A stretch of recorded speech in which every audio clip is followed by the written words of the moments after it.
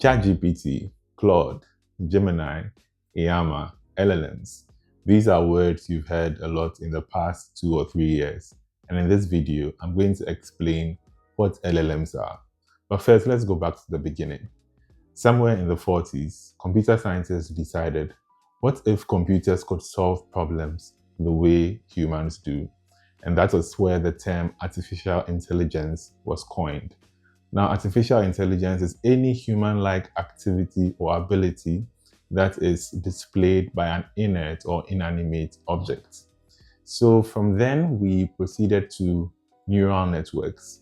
So neural networks are a term loosely coined on the brain or how the brain behaves, where a group of neurons come together to solve a problem.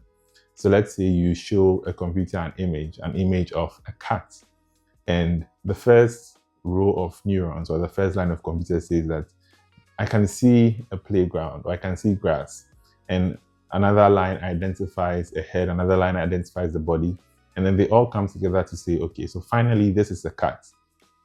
But images are different from text. With text, you have to understand the context. You have to understand the whole sentence as a whole, but not take one word at a time. So from basic neural networks, we moved on to recurrent neural networks who understood text in form of a loop. So from beginning to end, and then examining the text to identify the context behind the text. And that led us to NLP, or natural language processing, where we're teaching computers to understand how humans speak. And human language is very complex. For example, if we take the word bank, a bank can be by a river, so the river bank. A bank can also mean a place where money is kept. So in what context are you using the word bank? Or in this sentence, what does bank mean? So teaching computers NLP was quite a challenge until the breakthrough came in 2017 when Google researchers released a paper called Attention is All You Need, where instead of reading sequentially or taking it word by word, we could train the model to look at the big picture, where the model says that, okay, I see the word bank or the fifth word in this sentence is bank, but let's go back 2 sentences and then see where it fits. Now we're teaching the models not just to read sequentially, but we're teaching the models to identify the context in which the word is used.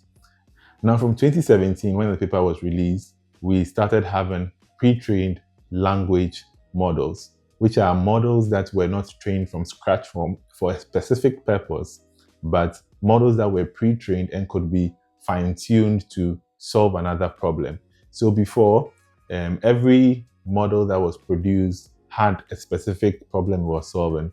So we could have a mathematical model that was solving math problems. We could have an analytics model that was solving analytics problems. But we didn't have models that were general context models.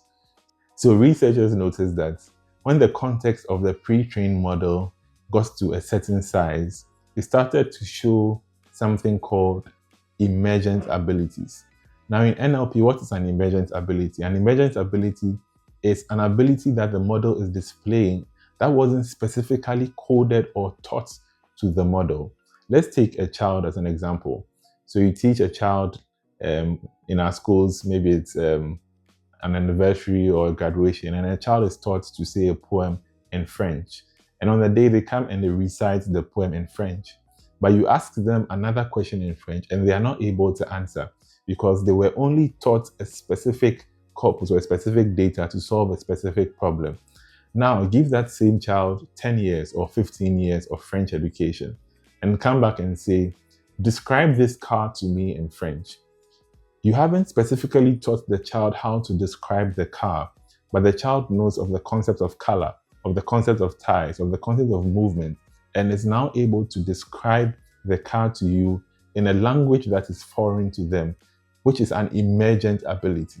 So researchers noted that when the token size or the data size of a language model grew to a certain parameter, it began to show emergent abilities like problem solving, like coding, and hence the term large language models. So a large language model is a pre-trained model that has a token data of a certain size, like 100 or 175 or 200 billion tokens. That is a large language model. And there are many large language models. You can see behind me that there are many large language models that we haven't heard of. So the next time somebody asks you what a large language model is, tell the person that it's a pre-trained model that has a very large token size and can display emergent abilities. See you in the next video.